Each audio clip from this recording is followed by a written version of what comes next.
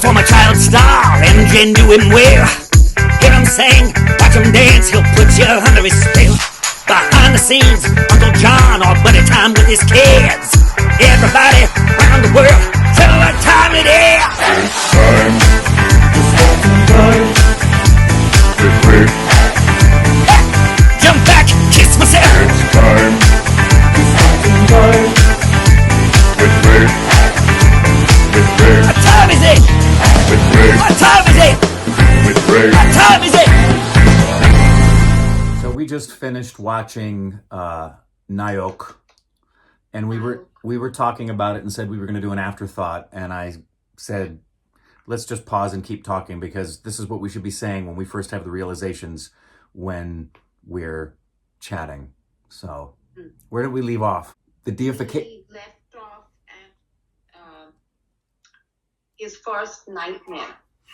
Yes, but I was also talking about one of the things in the film that I thought was great that he did touch on when he was mentioning Brando, and she mentioned something about him being, you know, and she said it with a level of detestation, the concept that in many people's eyes, he, the actor, is a god. Yes. Yeah, and I had mentioned that's probably my least favorite thing. When people ask me what's your least favorite thing about Indian cinema, I'll say that aspect of it, the deification of celebrity, the turning them into a god, and then, you know, but that's where we left off, and we were going through the nightmares. We had started off with the first nightmare, Yes. and talked about the money itself looked at face value. It looks like the obvious thing you would expect. It's the symbolism of it being the quintessential picture of artists who choose money over the art form. But I feel like, and I mentioned, I thought it was a deeper warning both to himself and to other actors, not just the stereotypical, don't give in to that temptation, but the reality of you're going to be shocked at how you give in to things that you never expected because the money's there. Most especially the choices that you're going to be making. And when opportunity rings, those skeletal hands holding the phones, it's going to be very hard for you to not answer those things. But if you aren't careful, you'll find yourself in the trap where you're sucked into this thing, and then you're going to remember that theater teacher. Yes. You're going to remember the love you used to have. Yeah, what? Go ahead. Like why I am doing this, like in the first place. What's the reason I'm doing this in the first place? Exactly. And I loved, like, you know, in his dream, the theater teacher was like, you know, half dead. Yes.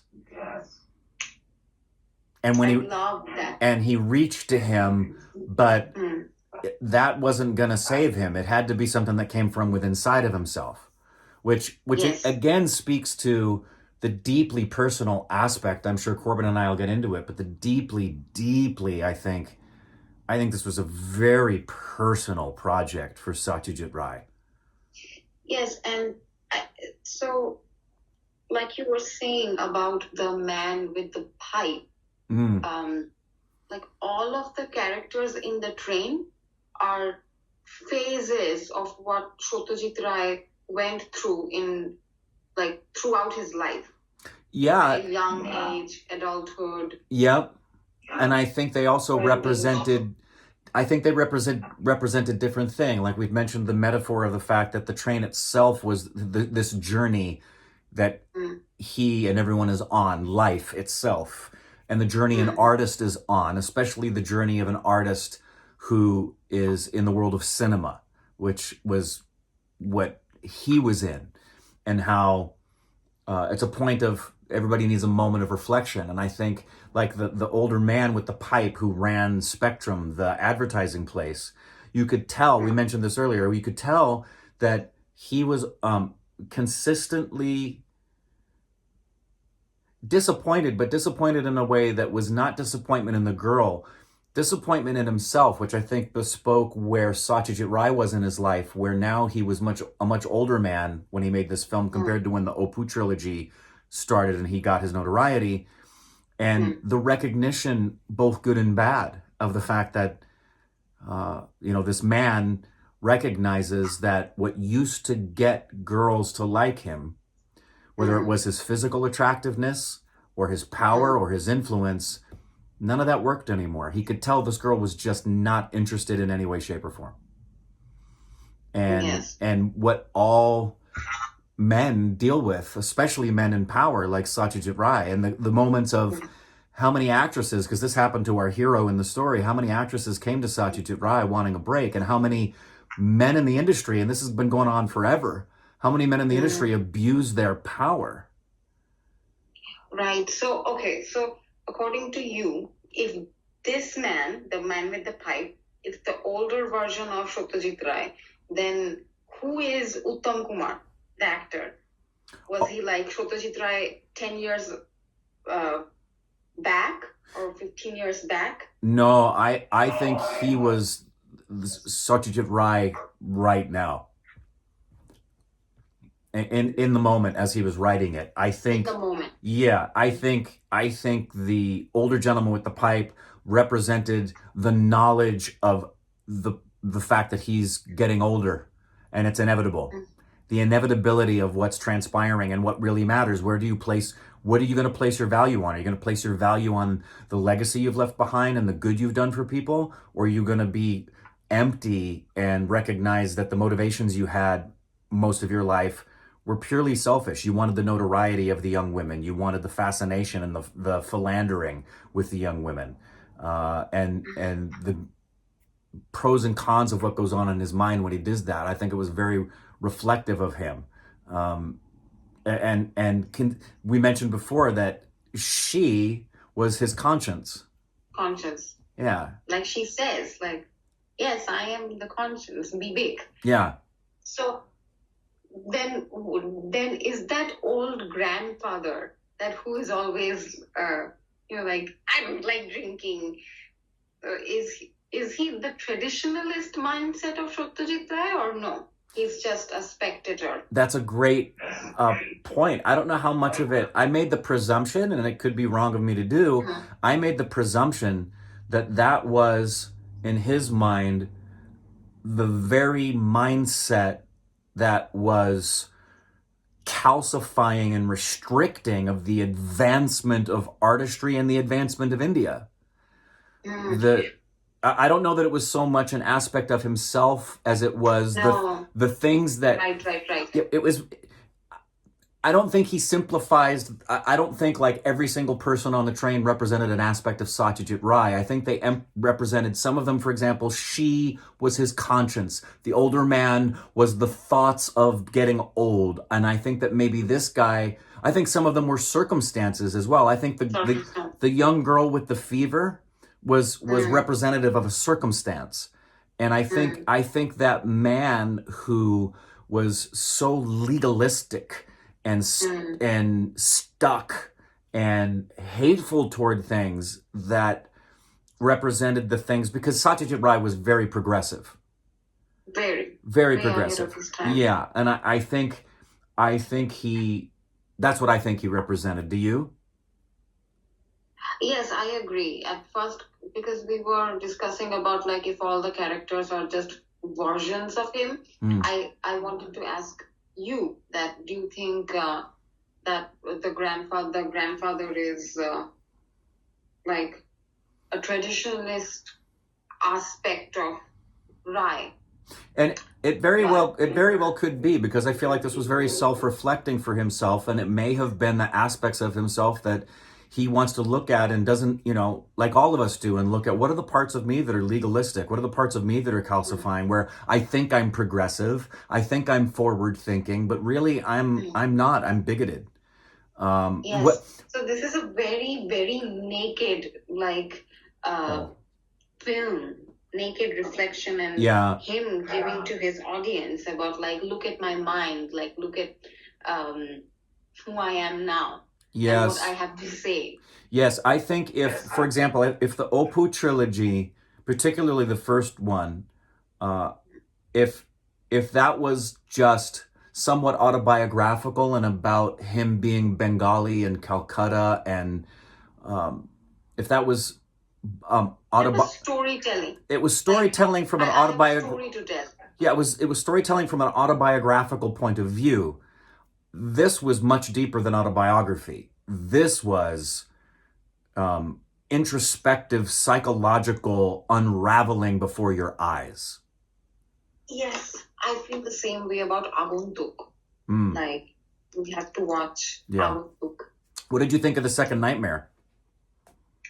I'm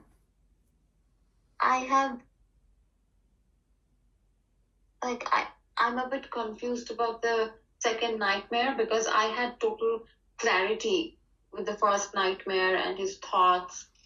By the second nightmare, I was like kind of like all over the place. Like, where is his mind going now and what kind of trauma is he facing? So, what is haunting him right now? So, I didn't quite get. So this showed after like he had a flashback of the lady who had come to him, very like frisky woman. Like, oh, are you nervous in front of me? Like, women? Because you make a lot of love to like the ladies on screen. So after that, he had that nightmare where the guys were playing chess. No, they were playing cards. I think they were playing cards and drinking. It was obviously a social hour. Yes. So I didn't quite get that. What did you understand from it? Well, the minute I heard the grandfather clock go, I knew it was going to chime midnight. You remember I was counting down. I knew it was going to be striking midnight. And if you remember, the scene culminates and climaxes in him getting in a fight. Yes. And the man says to him, either were you looking or were you talking to my wife? Are you talking about my wife or are you talking to my wife? Yes. Correct. And remember the other girl on the train? She was the married one who, in exchange for being nice to the man who owns the advertising agency, she said, I want to be in films. So if you remember, the article in the newspaper for him that everyone was talking about was the fact that he had the previous day gotten in a brawl. And he was explaining about that brawl. And when he was talking to her, his conscience about the fight, his justification for it, and actually kind of a gloating about it, was that he was being chivalrous. Oh, yes. Right? He said, like, I'm well-bred. I'm right.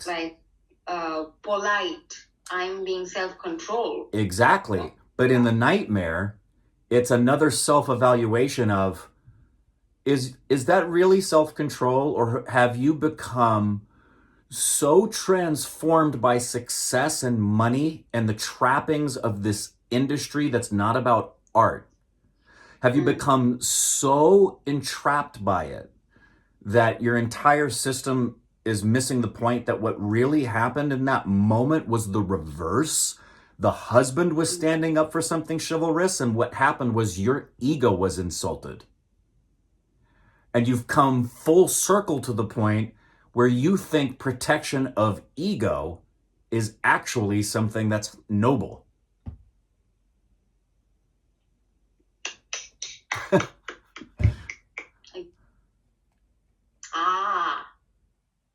And it's a reckoning. The midnight, the stroke of midnight is a very Dickens-y, Ebenezer Scrooge,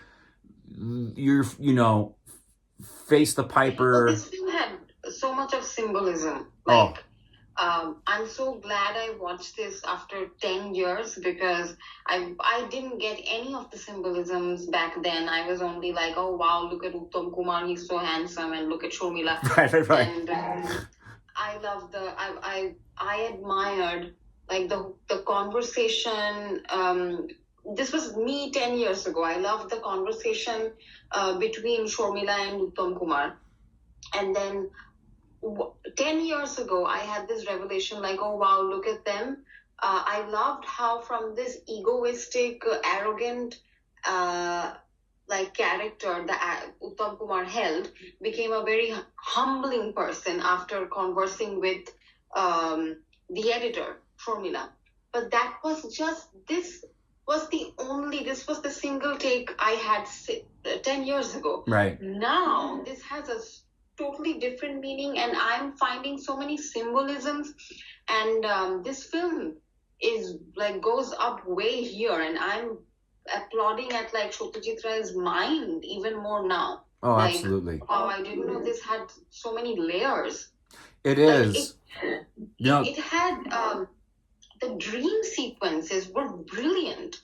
I never would have thought, and especially because my whole family grew up watching Satyajit Ray films. I didn't. I started to watch it much later in life. So so naturally I saw Bengali movies which were so inferior. So I never expected like even somebody like Rai to show such dream sequences like that and symbolism in that. Yeah.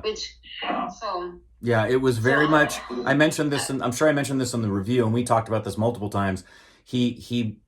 Those dream sequences were like straight out of the Twilight Zone. They were so Rod Serling edgy, and the film is really like this combination. Well, the other thing we mentioned earlier was how much this film reminded us. It's a very different format, but the heart of it is Birdman.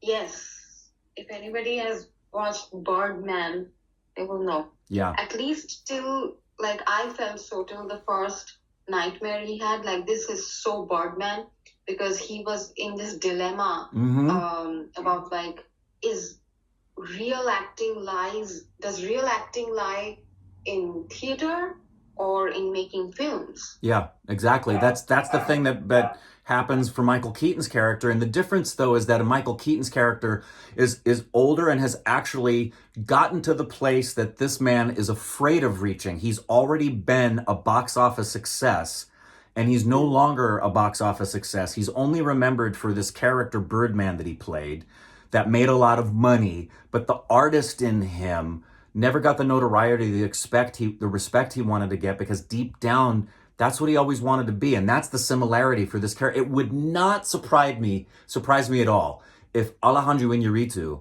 had seen this film and it potentially had got, I mean, it doesn't have to be, but it's so similar in terms of this this crisis of conscience and character of the person, you know? And right when they're getting off the train and she leaves, I said out loud while we were watching it, and I loved, I don't know if I'll ever mention this, but little side note, as we were watching it, Indrani's mom came into the room and saw what we were watching and just stopped what she was doing and sat on the bed and sat there for half an hour, for the last half hour of the film, watching with us. But when she got off the train, I said out loud, "Don't let her go.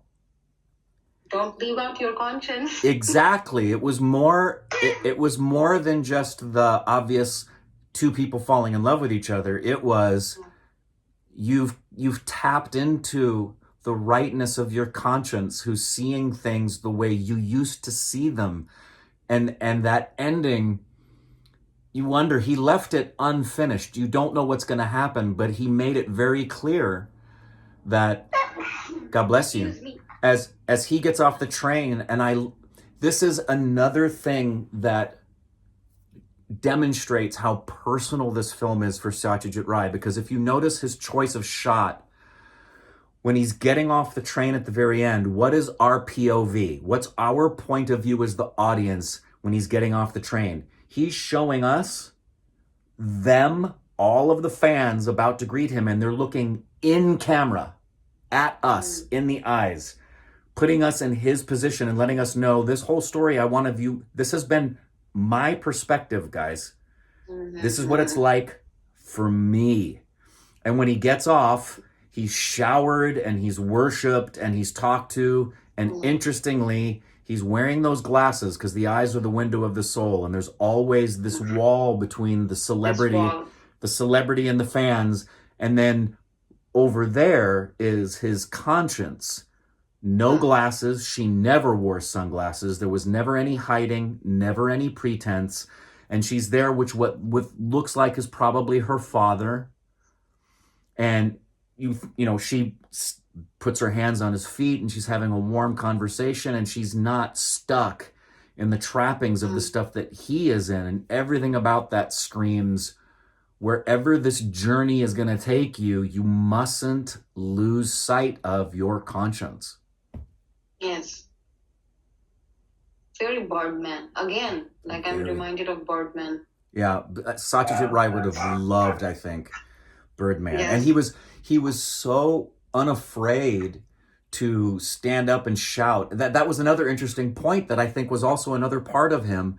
The friend who was so active in activism. Oh, yes, yes. That's another aspect, I believe, of the responsibility that I think Satyajit Ray felt of not just having films that addressed these situations, but actually be a part of them in real life, to not just hide behind the fantasy of what you put up in a film, no matter how relevant it may be, but that you actually have to invest some skin. Get yourself involved. You have to be an activist yourself and risk the loss of an audience, risk being misunderstood and losing the box office, because that's more important. Yes, that part reminded me of You, when it showed like the friend was up on the stage and catering to the crowd, and then the shot went on Uttam Kumar, where he was narrating and saying that I was busy rehearsing my lines while he was up on stage. Yes. It reminded me of You. Like, it just reminded me of like you with your script and your lines. So that was going to be my next question. So this film evidently is about art, movie making, the actor. So how did this tap you? Like, oh my goodness. In what ways did it tap your like soul or mind, or lately some of the things that you are thinking about? Well, there's several people in recent months that we've watched that have resonated with me in ways that have been reminding me of the core, my conscience, about why I do what I do, and maintaining that. It's very much the serendipitous reminder from God about maintaining the focus of never bowing at the altar of celebrity, and maintaining my focus and not giving up on the things that I want to do as an actor, and for the love of the art form. Chaplin, getting back into Chaplin again, did that. Obviously, I shared you with that. And absolutely Satyajit Ray, who's very Chaplin-esque in regard to the fact that he's just a Renaissance man of his own. He writes, he directs, he does his own music sometimes, like Chaplin did, as does, for example, I think Sacha Baron Cohen is of the same kind of an ilk, who's just a renegade who uses the medium in ways that are just coming from what he wants to do and are sending messages that are important. There were some very specific things in this in regard to the conversations that he was having with his conscience in terms of his relationship. Like early on, she's talking to him about box office and his fans. And she's very gently, he thinks she's being dry and a bit rude, but it's very good. She's gently reminding him of the fact that it's easy, and this is a very present, you'll know what I'm talking about right now, it's a very present reality for me, that it's easy to allow the negatives of celebrity and the negatives of fame to shift your focus and forget the good ones. That because everything you do becomes magnified, it's easy to assume the bad people who want you for the wrong reasons and who will take advantage of you for the wrong reasons and hate you for the wrong reasons. Because that becomes magnified and multiplied, it can easily start to turn your mind pessimistically. And her reminder to him was basically this: you think about them in terms of fans and box office. They're your audience, and this is your art. And you see that transformation in him with the little girl with the little girl with the fever. If she represents anything, I think she represents his true audience, who are the fans, because she doesn't have an autograph book. No. She's not a celebrity hunter. She genuinely loves this guy's films. Yes. And when he came in, my mother too. yeah, and when he came in, Sorry. when he first got into that car with them, she just looked at him in a very intimate and most beautiful way. She just wanted to watch him sleep. You know?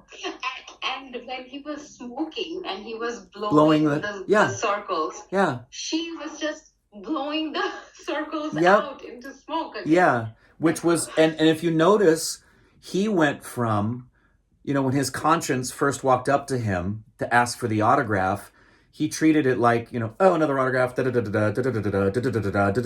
He was that way the whole time. But if you notice, his demeanor completely changed after conversing with his conscience. And toward the end of the film, everyone else in the car is asleep except that girl. And he sees her and he talks to her. And he tenderly, like a dad, he touches her forehead. And asks, like, do you still have a fever? Yeah. Oh. Your daddy heart. Yeah, but it's going deeper than that. You know where I'm going with this.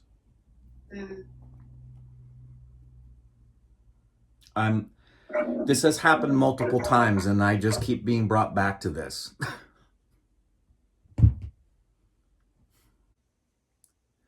As I watched it, but more so right now as I've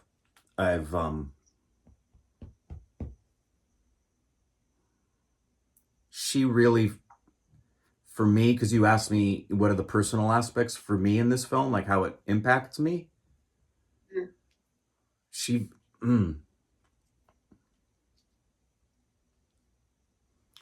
very much represents the true stupid babies. Many of whom right now are dealing with COVID, or dealing with fever, or dealing with sickness, or someone being sick. And I know their real heart is they don't view me as like the celebrity first. They see me as Rick and the place that I've been allowed in their hearts. And for them, it's not a matter of being in touch with celebrity. It's a matter of having the human connection with Rick.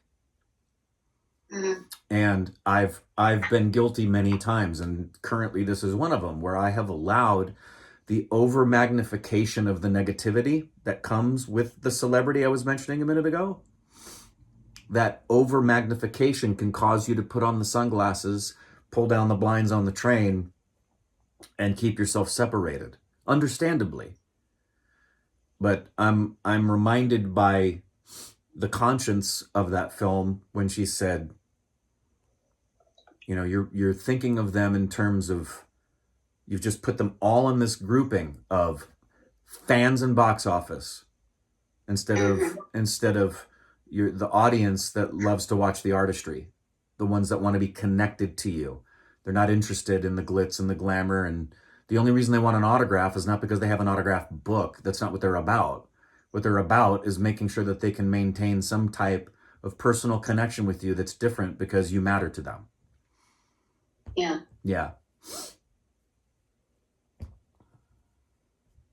I could talk for 3 hours about this film. What did it speak to you as an artist? You just mentioned that a second ago, but even more than that, what are some of the things that spoke to your heart as an artist? Well,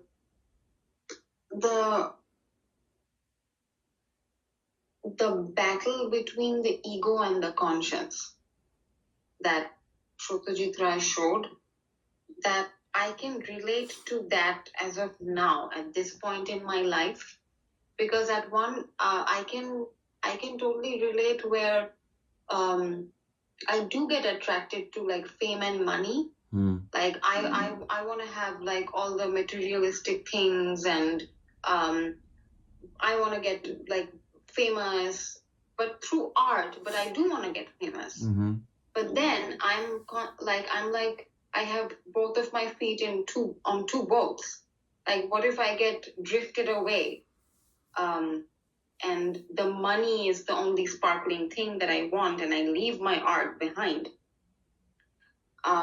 Or what if like I go into this industry and they want to make me a Nicki Minaj or a Cardi B. Right.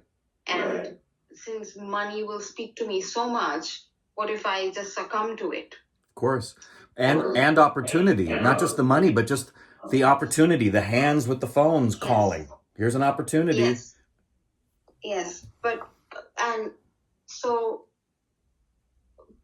what it showed me is the battle I daily go through.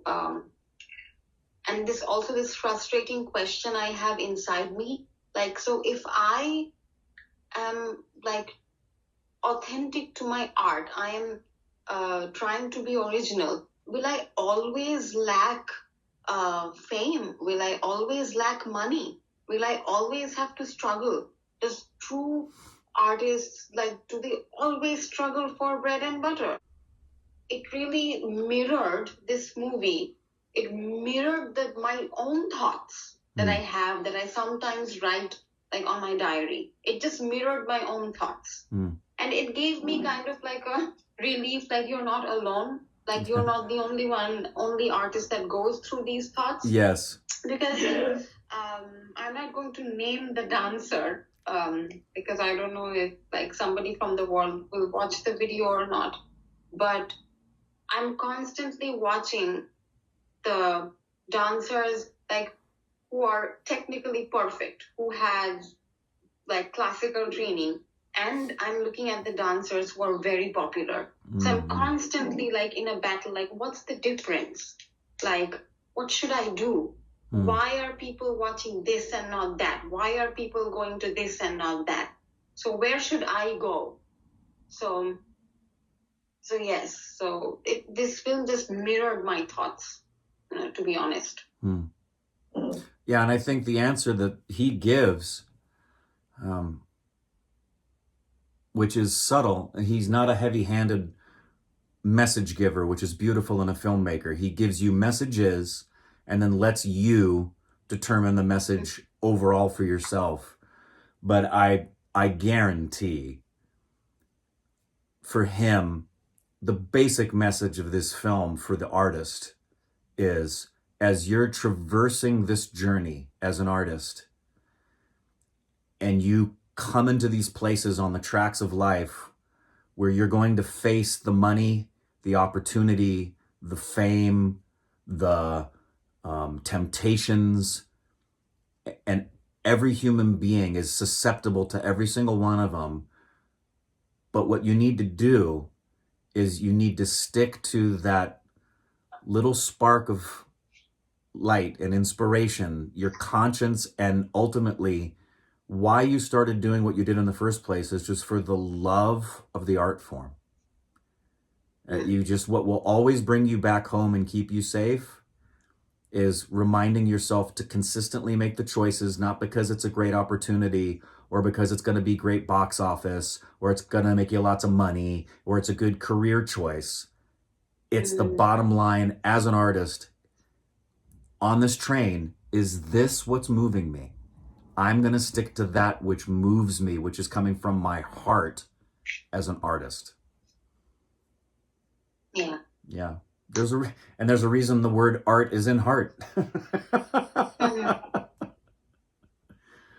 So yeah, another brilliant film, and in all sincerity, I probably will have said this in the review.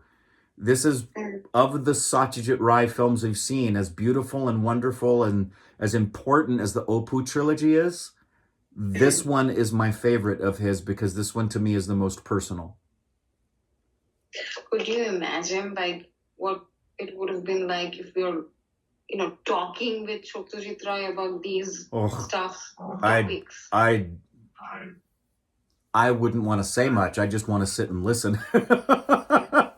Same with Woody Allen. Yeah, exactly. After 5 minutes, you will be like, oh, stop. All right, well, there's the afterthoughts. So, bye, everybody. I'm going to keep spending time with her, but without you. Oh, and happy 100th birthday to the legend, the irreplaceable, the one and only, Satyajit Ray. Maharaja, tomare, selaam.